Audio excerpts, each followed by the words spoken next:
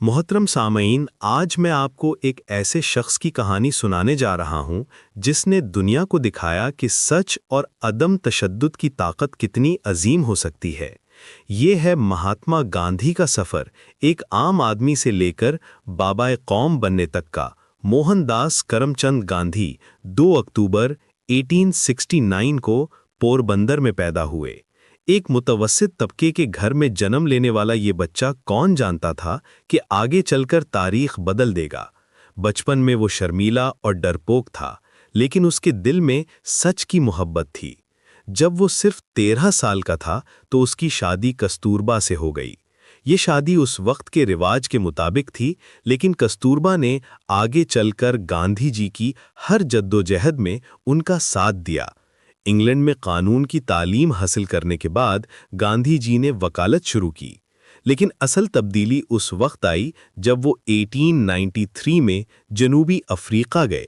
यहाँ उन्हें पहली बार नस्ली इम्तियाज का सामना करना पड़ा। ट्रेन में फर्स्ट क्लास का टिकट होने के बावजूद उन्हें बाहर फेंक दिया गया क्योंकि वो हिंदुस्तानी थे। पीटर मैरिट्सबर्ग स्टेशन पर उस सर्द रात में प्लेटफॉर्म पर बैठे गांधी जी ने अपनी जिंदगी का सबसे अहम फैसला किया। इस रात ने गांधी जी की जिंदगी का रुख मोड़ दिया। उन्होंने फैसला किया कि वो इस जुल्म के खिलाफ लड़ेंगे, लेकिन तशद्दुद के बगैर। यहीं से सत्याग्रह की बुनियाद पड़ी। जनूबी अफ्रीका में 21 साल गुजारते हुए उन्होंने अपने असूल आजमाए और दुनिया को दिखाया कि अदम तशद्दुद कितना मुअस्सर हो सकता है।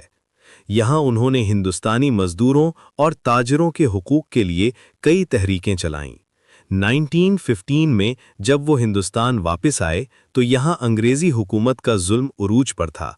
गांधी जी ने देखा कि उनके हमवतन कैसे गुलामी की जिंजीरों में जकड़े हुए हैं। उन्होंने चंपारण में किसानों की मदद की, जहां नील की काश्त के नाम पर अंग्रेज मालिकान किसानों को मजबूर करते थे। ये उनका पहला सत्याग्रह था हिंदुस्तान में, जिसने दिखाया कि अदम तशद्दुद की ताकत यहाँ भी काम कर सकती है। फिर अहमदाबाद में मजदूरों के हुकूक के लिए लड़े। 1919 में जलियांवाला बाग का कत्लेआम हुआ। इस वाक़ये ने गांधी जी को हिला कर रख दिया। उन्होंने महसूस किया कि अब वक्त आ गया है कि अंग्रेज़ों के खिलाफ मुकम्मल जद्दोजहद शुरू की जाए। लेकिन उनका तरीक़ा मुनफरिद था। वो कहते थे कि हम अपने दुश्मन से नफ़रत नहीं करेंगे, बल्कि उसके जुल्म से लड़ेंगे। ये फ़लसफ़ा दुनिया के लिए बिल्कुल नया था। 1920 में नॉन कोऑपरेशन मूवमेंट शुरू हुई। गांधी जी ने लोगों से कहा कि अंग्रेज़ी स्कूलों, अदालतों और मुलाजमतों का बाइकाट करें। हजारों लोग उनके साथ आ गए। फिर 1930 में नमक सत्याग्रह हुआ। दांडी मार्च ने पूरी दुनिया की तवज्जो खींची। 12 मार्च 1930 को 88 साथियों के साथ साबरमती आश्रम से शुरू होने वाला ये मार्च 385 किलोमीटर का सफ़र था। जब वो दांडी पहुंचे तो उन्होंने मुट्ठी भर नमक उठाया और कानून तोड़ा। ये सादा सा अमल अंग्रेज़ी हुकूमत की बुनियादों को हिला गया। गांधी जी की सादा जिंदगी और बुलंद ख्यालात ने लोगों के दिलों में जगह बनाई।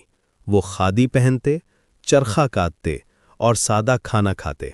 उन्होंने दिखाया कि रहनुमा को अवाम से अलग नहीं होना चाहिए। उनकी ये सादगी उनकी ताकत थी, जो लोगों के दिलों को छूती थी। आज़ादी की जद्दोजहद में कई बार जेल गए, कई बार फाके किए, लेकिन कभी अपने उसूलों से न हटे।